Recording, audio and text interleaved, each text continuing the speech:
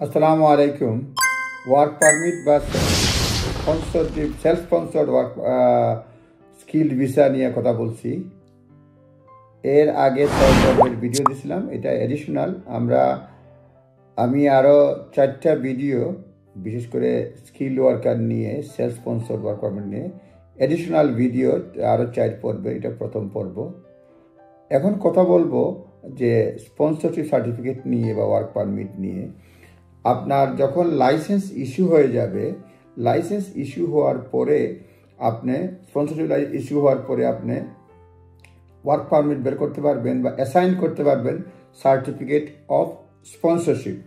Certificate of sponsorship আপনি assign করতে পারবেন। তো অ্যাসাইনের ক্ষেত্রে আপনাকে যেহেতু এখান থেকে করবেন, sponsor application has been approve যদি হয়ে যায়, আপনার বিজনেস যেটা করতে পারবেন certificate sponsorship, defined certificate of sponsorship, এবং এটা হচ্ছে কি একটা ইলেকট্রনিক রেকর্ড, এবং ইচ মাইগ্রেন্ট এখানে যখন ভিসার জন্য এটা ইস্যু করা হয় যে ইচ মাইগ্রেন্টের জন্য একটা, এবং এটা ইউনিক রেফারেন্স নাম্বার থাকে, এবং এটা দিয়ে সেলফ স্পন্সরশিপ স্কিল ওয়ার্কার ভিসার অ্যাপ্লিকেশন করা হয়।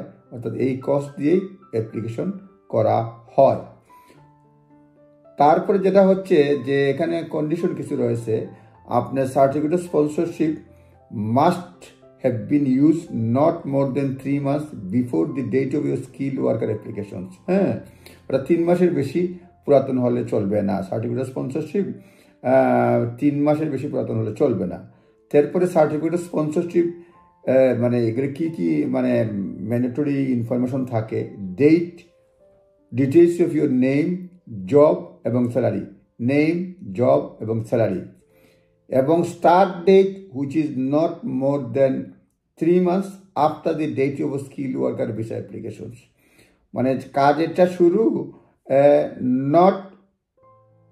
No more than 3 months after the date of your skill worker visa application. Skill worker visa অ্যাপ্লিকেশনের এটা স্টার্ট ডেটটা অ্যাপ্লিকেশনের 3 মাসের বেশি হবে না আর কি, 3 মাসের পরে এটা হবে না।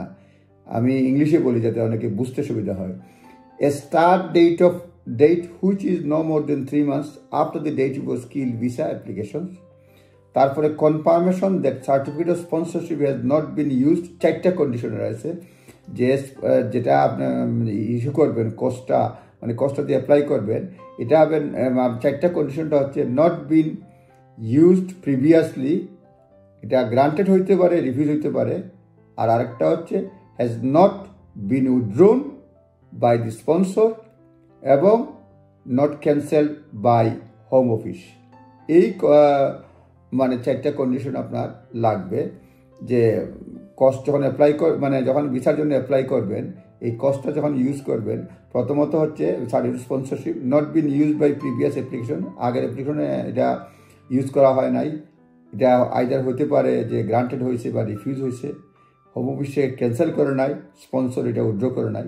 মোটামুটি যখন কস্ট ইস্যু হয় এবং ইস্যু হওয়ার জন্য পরে যখন আপনি অ্যাপ্লাই করবেন, হ্যাঁ, বিষয়গুলো বিবেচনা করবেন। যখন এই যে কস্টটা অ্যাসাইন করার পরে অ্যাপ্লিকেশনের পূর্বে এই বিষয়গুলো বিবেচনা করবেন। পরবর্তীতে কয়েকটা ভিডিওতে বিষয়গুলো আর পরিষ্কার করার চেষ্টা করব। আপনাদের নিজস্ব লয়ারের পরামর্শ নেবেন, এইটা গাইডেন্স মাত্র।